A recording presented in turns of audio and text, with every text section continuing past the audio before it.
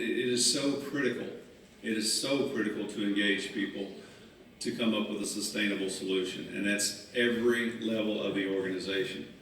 So what you have in front of you is what is foundational to quality management systems. Most of you have seen this, are aware of this. Very quick search on the internet would give you this information. There's 8 quality management principles that are foundational to any quality management system. And so when you look at these principles, we'll talk about these, and you'll see these principles all through this presentation. When you deploy a quality management system, you have to consider this completely and holistically if you are to be successful and if you are to change the culture. So very quickly, and we spent some time here in the chamber yesterday talking with some folks, and we actually went into a detailed presentation on each of these. We're not going to do that today. But for customer focus, do you truly understand your customer? That is very important. And when we talk about customer, it's not just the person that's handing you the money. Okay, you have internal, external customers. You need to be thinking about the voice of the business. You need to be thinking about your community. Okay, all of that is important as we move forward. And then as you do that, leadership, very quickly, leadership is so critical. Leadership needs to be demonstrating, walking the talk. They need to, every action, word, and deed needs to show that quality is important. The customer is important. Success is defined in that way. So that's very important. And again, we're talking about changing the culture, having an impact. Involvement of the people, people engagement, that just shows up everywhere. So we actually have a slide a little bit later, but does everyone in your organization understand their role and their impact? And is it clear? The process approach. We know that we have to be thinking about critical processes. We need to be driving down variation. We need to be measuring and knowing that our processes are able to do what it is that we need them to do. System thinking. Do we think in terms of system? Are all the processes aligned? Are the bits and components aligned? And so forth. And that takes us into continuous improvement. We must constantly be improving. We must constantly be looking for what's next. Okay, and again, the world is changing with innovation, with all the things we're seeing out there today when you think about the Quality 4.0 and basically Industry 4.0. It is constantly changing. We don't even know what tomorrow's going to look like, to be honest with you. Are we set? Do we have a sound platform to spring off of to be able to deal with that moving forward? The quality management system will give you this. Factual-based decision making, that's just about knowing that your data is good, that the information that you're taking in is good, it's reliable, it's meaningful. From that you build metrics, you build goals and objectives, and then you measure against that continuously. And then finally, mutually beneficial supplier relationships. It starts with material. We've got to understand the customer, but we've got to have good stuff coming in. And remember that the supplier-customer relationship is all through the organization from process to process. So we have to build that up. We have to understand that. We need to be managing those inputs to make sure that we can control the outputs. So that's it in a nutshell. Pretty easy, right? Not a problem. We all understand that. So why do we need to go to the effort of a quality management system to get this done? Well, the reality, and I think most of you know who Deming is. I don't have to go into an explanation of that. Somebody that's worth quoting. They understand quality. They understand variation. Just a brilliant as far as practical application of the discipline. So basically what Mr. Deming said is that control, and he says statistical control, I'll just take statistics out of it and say control is not a natural state for a manufacturing process. Actually, when you think about the world we live in, entropy is more what we deal with. Constant change, right? When you think about it, there's change everywhere, all the time. And so when you look at that, you look at Ishikawa theorized that basically all variation falls within 6 categories. So you have the machine, method, environment, measurement, material, and people. Okay? And all the work that I've done over many, many years now with quality, I've not seen that that's not true. A tremendous amount of problem-solving activities, continuous improvement activities, but when you look at those categories, it's there. And it's amazing how much of it is there. Sources of variation. So what are we trying to do with the quality management system? Drive down the variation. Remember that variation is waste. Now you won't hear me use the term, Deming used the term eliminate, but when in his quote, he talks about causes of excessive variation. So maybe you can do that, but I really don't believe you can eliminate variation. What is the best that you can do with variation? You can minimize it, okay? You can get it to a level that you can live with, that you can deal with, right? That's what we try to do, and that's what we try to do with our quality management system. Now, with all of these sources of variation, we need everyone engaged. All the people engaged, and that's the important thing to keep in mind as we're working with our quality management system. This is why it's so important. It's not easy. It's a constant battle. We will have to stay focused, and we will need everyone engaged in helping with this. So that means, number one, we have to believe it as leaders. We have to believe that this is true. And then we need to behave as if this is true. And we need to be engaging others to help us in this journey.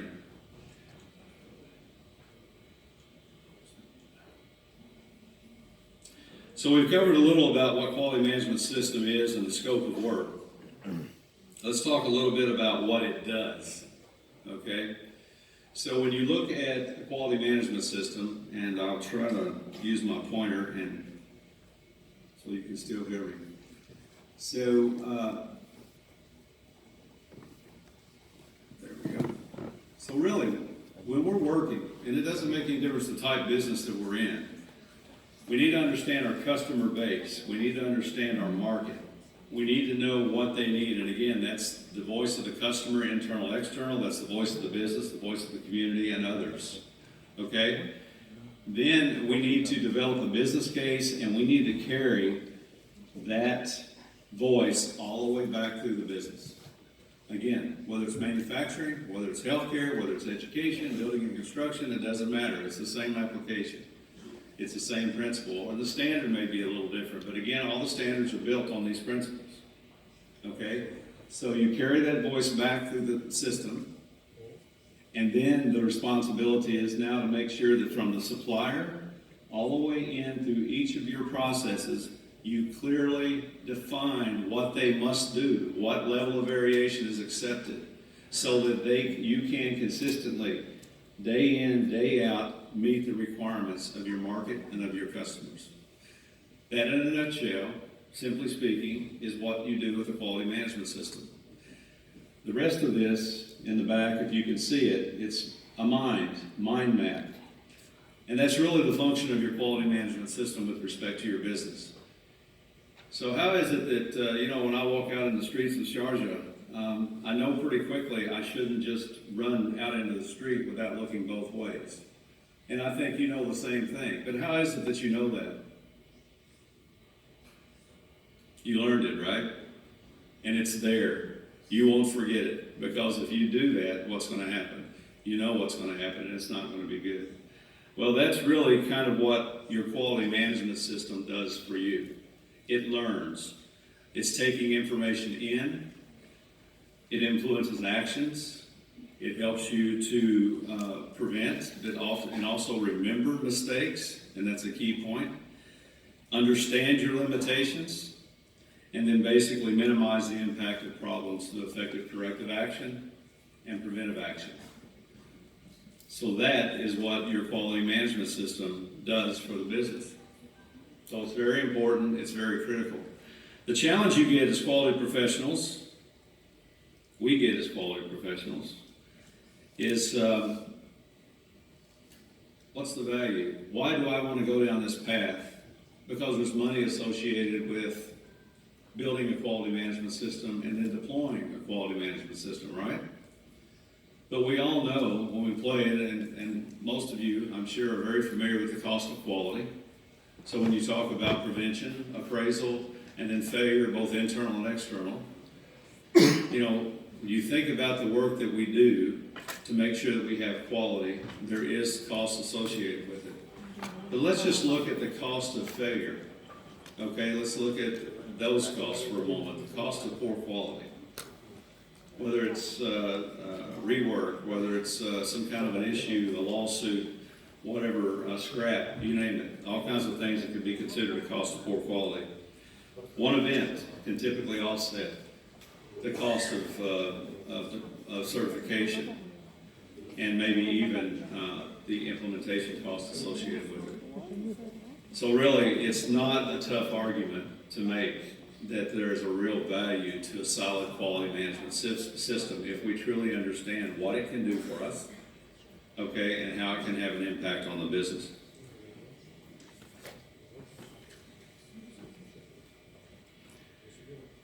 So we talked a little bit about the voice of the customer in the business. We've got to make sure that these voices are properly balanced. So this is not an exhaustive list, but when you look at the elements of a business management system, and then you look at the elements of a quality management system, there's some natural alignment there. Often though, a lot of you see and you hear argument that one is too hard or we don't need to do that. But really, when you look at these two, they align very well. And we need to make sure that we have the things in place to promote that and to align those activities. It's not one versus the other. They need to work together to improve the business.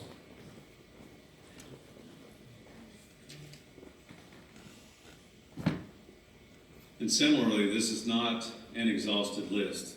But let's take a moment and think about all of the people that are engaged in quality. Is there anyone out there that does not feel that they have an impact on quality? I'm talking about in this room. I'd like to see your hand. What you do does not have an impact on quality within your organization. Good. I'm happy. Because we all have an impact. Every employee, the point of this slide is every employee in the organization. Again, this is not an exhaustive list, but it's an example. But you think about who plays and what they do, and what their impact they can have on the quality experience and on the business itself. So this is basically getting back to people engagement as one of the quality management principles, right? That everybody plays.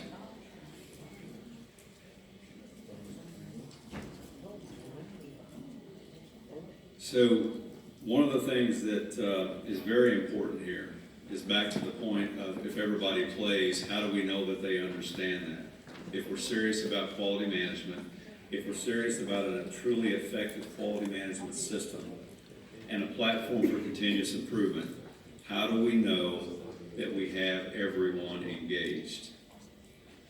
That's going to be the real challenge. You know, it's one thing to go out and build a system, okay, put in some procedures, put in some documents, put in some structure. You've got training, you've got management review, you've got auditing, you've got non-conforming product, you've got corrective and preventive action, you've got a little change management going on, right? But how do you know it's really effective? How do you know that everybody's engaged? When you think about deployment of a quality management system, know that you must, this is an exercise, among other things, in sound change management and sound project management. Now, these two disciplines share a lot of the same elements, but the one that I want to really key on here today is the stakeholder. You know that you have to do a stakeholder analysis. Okay, so when you do that stakeholder, and stakeholders typically simply defined as they either have an impact on or they are impacted by, or it could be both, your project, your system, etc. Okay? That's the simplest definition of a stakeholder. That gets to feeling like everybody, right? You notice that theme? We've got to have everybody engaged. So once we understand these stakeholders, it's important that they understand their impact on quality, and they understand what they have to do and how they engage. So to do this, we've got to be able to have clear metrics for success. And we've got to verify the effectiveness of our system as we move forward. But again, none of this can be done without full engagement successfully and with long-term success without full engagement from everybody, all of our stakeholders in our workforce.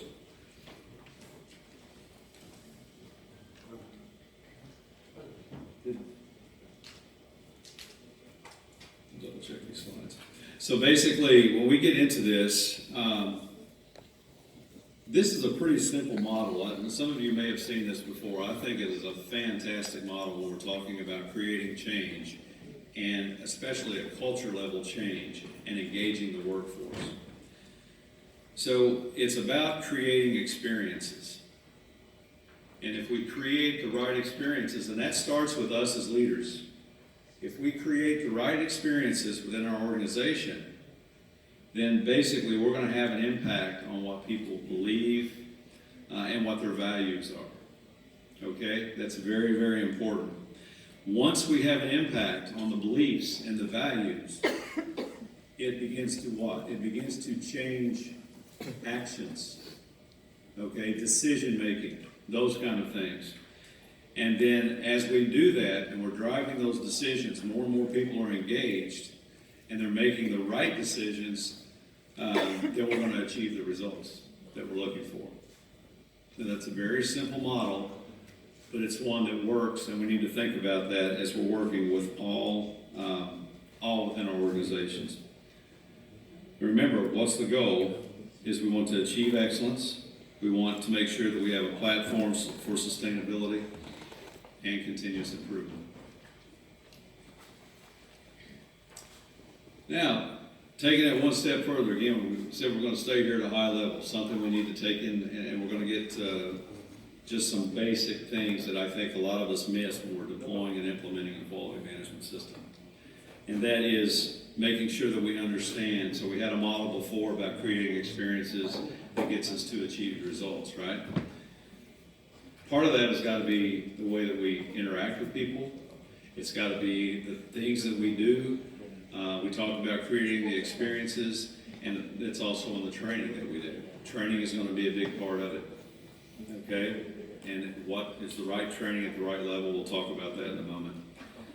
But really the intent of this is the 3 learning domains. We need to keep this in mind. I'm a student of human resource development, and I think about this in everything that I do. So number 1, you've got the psychomotor. And let's use, I think we all might have experienced travel, some of us airports, I think most of us airports, so we'll talk in terms of airport travel. So psychomotor, the doing, just the ability to walk to the airport, through the airport, okay? Then there's the cognitive, the knowing. What do I need to know? I need to know the schedule, I need to know the airline, I need to know some of the rules, etc. All of that's important. And then the attitude, affective domain of learning. That's the one that we miss most often. Now with airports, we've all pretty much, have you ever noticed, no matter where you are in the world, you get to an airport, we all behave kind of the same way, right? We know that certain things have to happen. We have to respect certain things. We need to behave a certain way, etc. as we deal with that. Okay? So again, these domains must be considered as we're working with folks and as we're driving change and developing people. It's going to be very important for sustainability. So the example here also talks a little bit about what that gets us to is that cycle of continuous improvement. And then your quality management system becomes a sustained platform for that continuous improvement. If we're engaging all of our employees in a way that's meaningful, we've put the elements in place, and we truly have developed our employees to be able to work with this and apply this and make decisions in a meaningful way. So this, again, is not purely exhaustive. It's going to vary very much by the business type you're in, as well as the quality system standard that you might be trying to work to. But you'll find that it fits a lot of what you do. So it's a simple matrix. It's a place to start. So have you done this? Do you understand this in your planning? And look forward and say, okay, who are the players and you can kind of use general terms here, everything from upper management to operators to maintenance, etc. And then, what do they need to know to support our quality efforts? And then basically what you have done by spending a little time on this decision matrix is you have you began the plan for what you need to do to be successful to engage people in your quality management system for long-term sustainability. And then finally, we need to think about the development of training, the why. Well, a lot of this training that you saw, the things on the list, let's take a simple example. And you know, Ford took the approach years ago in the 20s, in the inception of statistical quality control, that every employee should have training in SPC, or statistical quality control, then, now, statistical process control. There is a difference. But basically, that, you know, you can go buy that now. It's canned, right? You can get good training like that. But so much of the training that you need to develop within your organization is going to be very specific to your organization. So do we have the knowledge, the discipline, considering all three learning domains to actually develop the training? So when we do that, again, this is all forethought. This is work we need to do to know we're going to be effective and continue to do as we're working through and developing our quality management system and continuously improving. So you want to define the training requirements. Okay, we got to be very clear on that. And then assess employee performance, whatever level it is. And it can be, again, leadership, to the folks that are doing the work, to maintenance, to IT support, you name it. And then once we've done that, identify the gaps. Here's what they need to know, here's what they can actually do, and here's what we need to put together in the way of training to close those gaps. You translate those gaps into training needs and objective statements. You've got to develop the training, and then basically conduct the training. That's common sense, right? Seems to make sense. But a lot of times we fail at this. We don't do it. We don't do enough of it. We don't do refresher training. The same, very similar approach applies to refresher training. You know, talking about variation, people tend to what? They tend to move from a standard over time, unless we have something that brings them back to standard. Okay? So all of that is very important. And we want to keep this in mind as we're developing and engaging people. So as we do this, we've got to consider all three domains. We've got to make sure that they can do, that they know, and that they have the right attitude. That's going to be very important as we move forward. So if we have employees at every level with skills, knowledge, and the right attitude, then there's really nothing that our business can't accomplish. It's just a matter of getting there. And continuous improvement is inevitable, even in a world of innovation, where technology is constantly changing. That opportunity is there. So building individual and team capabilities for successful quality management system implementation. It starts at a high level, and we need to be approaching it and making sure that we have a formula for success, and that's a little bit about what this is about. Quality management system deployment happens, development and deployment happens every day somewhere around the world. It really depends on a holistic approach, a complete approach to be able to get this done and to be able to do it in an effective way. So remember that the decisions we make as leaders every day, walking the talk, are critical to this. It sends messages to our people, to the folks we're working with, to our customers, to our communities. But if we do this well, then we've developed a quality management system that minimizes variation, it sustains performance, and it is truly a platform for continuous improvement, no matter the innovation, no matter the challenges in front of us. So in short, we will have developed a quality management system that truly makes the business better. So thank you.